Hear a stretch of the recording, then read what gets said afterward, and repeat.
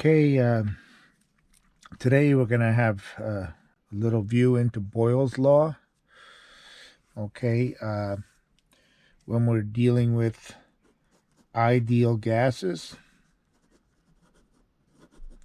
All right, and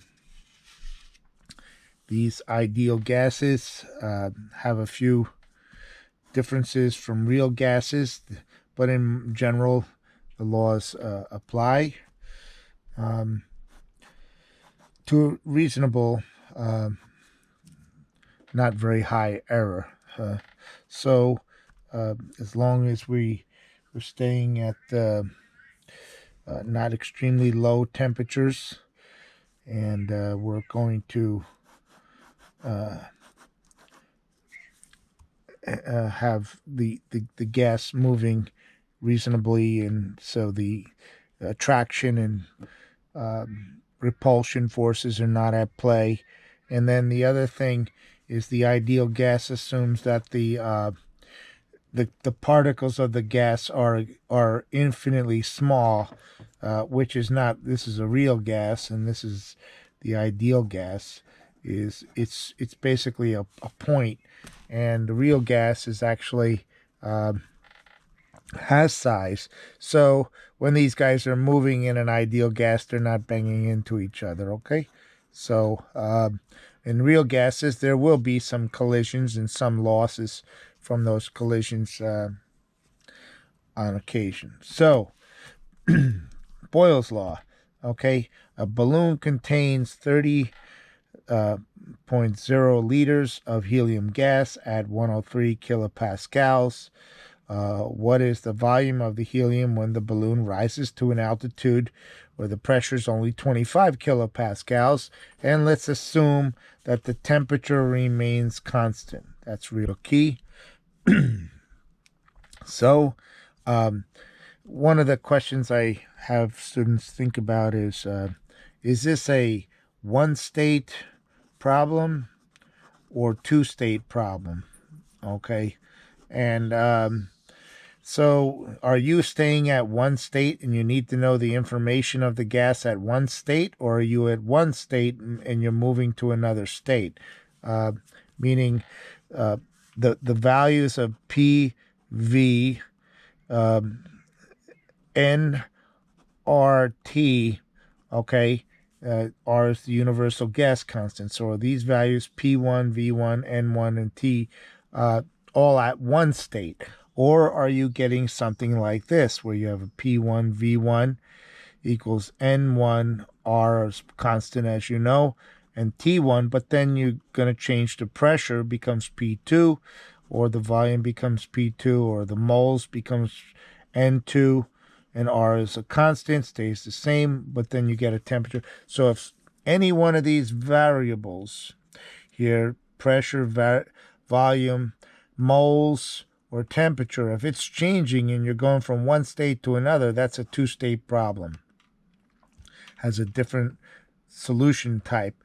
Okay, and in this case, we're going from one pressure to another pressure. Okay, so we are in a two-state problem. So this problem is a two-state problem and not a one-state problem.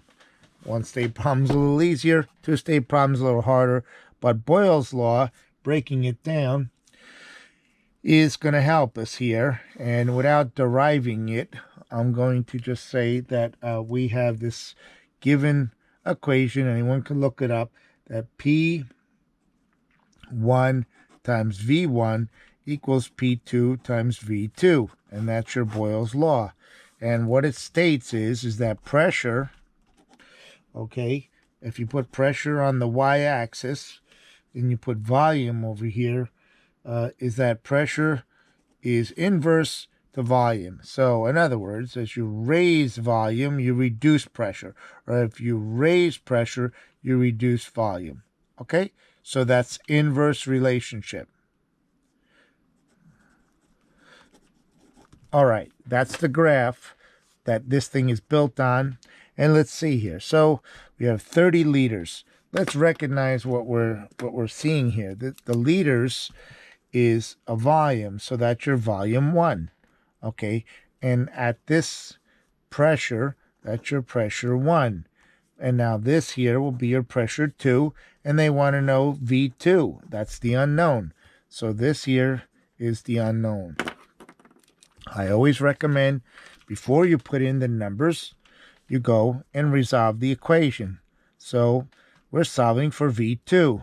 So we would get P1 V1 over P2 equals V2. And then now we would put in the numbers and the dimensions. So what's P1? I have 30.0 with the sig figs, by the way, liters. And V1, that's V1, excuse me.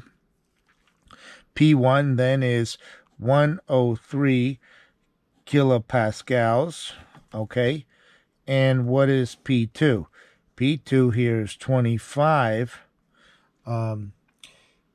Well, I guess it's 0.0. I should have put that in there. And the 103 is just 103. So I guess we have 3 sig figs all around, kilopascals, all right?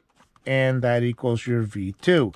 If you notice, kilopascals on top, kilopascals on bottom, they're going to cross out.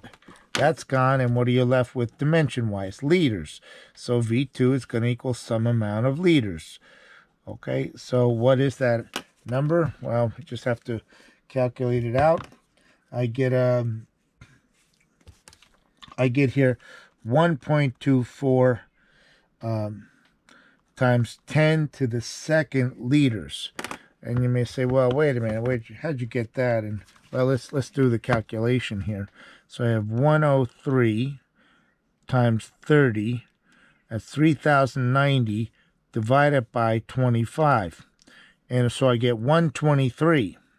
Okay, so 0.6, which rounds off to 124. Okay, so now if you move the decimal 2 places, then you can multiply this by 10 and by 100, and that would be, and so that would be times 10 to the second. So that's where this comes from. And that's liters, 3 sig figs and everything, 3 sig figs in your final answer. That's fine. Now, one twist on this would be is if your teacher didn't give you this in kilopascals, but he gives it to you in another type of unit, then what would we do?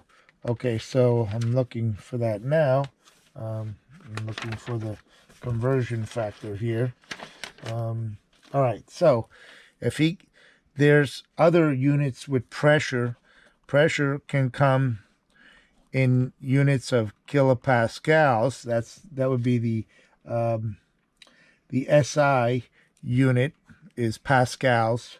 Okay, so pascals is SI unit, but many times you will see atmospheres given ATM, and of course 1 atmosphere would be at sea level. Okay, so that would be where most people around the world, we all experience sea level, so a lot of experiments are taking place at 1 atmosphere. Well, how many kilopascals would this equal? Well, this would equal 101.3 kilo, okay, is 1 atmosphere. And then for some of us old people, we actually used another unit, which would be millimeters of mercury. Okay, Hg is mercuries. And that 1 atmosphere would equal 760 millimeters of mercury, which is something related to like 26 or so inches of mercury. Okay, and then of course many people heard 14.7, okay, pounds of force, okay, pounds of force per square inch, okay, inch squared. That's another version we've heard. Okay, so let's put this problem into atmospheres. So what would change here if we had the 1 atmosphere is 101.3. So what would 103 be? Well, 103, right, kilopascals over 1 times the conversion factor here, which would be 101.3 kilopascals, is 1 atmosphere, okay? And then the kilopascals crosses out, and I'd have 103 divided by 101.3, and I get, this would be 1.02 atmospheres. Okay, so this would change to 1.02 ATMs up here instead of this one. Okay, now what about the 25? The 25 kilopascals over 1 times the conversion factor, 1 ATM, is equal to 101.3 kilopascals. Kilopascals crosses out. Now I would get 25 divided by 101.3. And that'd be equal to 0.25, or thereabouts, if you wanted to keep the 3 sig figs. So this would be 247, okay, ATMs. So that would make the bottom 0.247 ATMs. But I want you to know that this would not change what we got, because the ATMs would cross out and we'd still be left with liters. So let's do the math and check it out. 1.02 ATMs divided by 0.247 is this number, times 30 liters. I get 124. You still get the 124. So the result would not be changed. So there you go. There's a little bit of talk about the pressures and the various pressure units and Boyle's Law problem, which states that pressure and volume are inversely related. Thank you.